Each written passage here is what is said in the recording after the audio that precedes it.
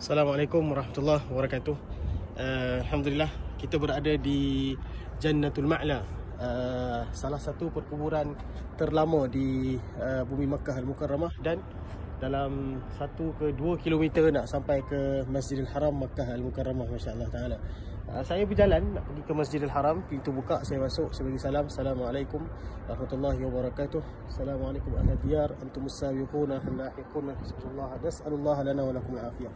Tuan-puan, Jannatul Ma'la ni tuan-puan, tempat yang dikebumikan moyang Nabi SAW, Qusay bin Abdul Manaf, antaranya isteri Nabi SAW yang tercinta iaitu Khadijah bintu Khuwailid, anak Nabi SAW Qasim bin Muhammad, Asma binti Abi Bakar, anak kepada Abu Bakar Siddiq radhiyallahu anhu, dan Abdullah bin Zubair.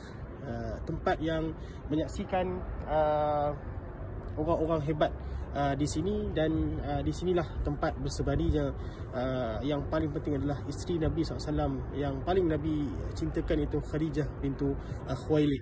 Kita berada belakang betul-betul kawasan Masjid Jin, sebenarnya Masjid Jin belah depan sana tu, dan menghala ke sana lah sebenarnya tuan-puan jalannya. Jadi moga-moga kalau tuan-puan yang datang lalu di sini, kita beri salam kepada mereka yang dikebumikan di sini, dan moga-moga Allah terima amal baik kita insya-Allah taala. Nas'alullah lana wa lakumul afiyah insya-Allah taala. Assalamualaikum warahmatullahi wabarakatuh.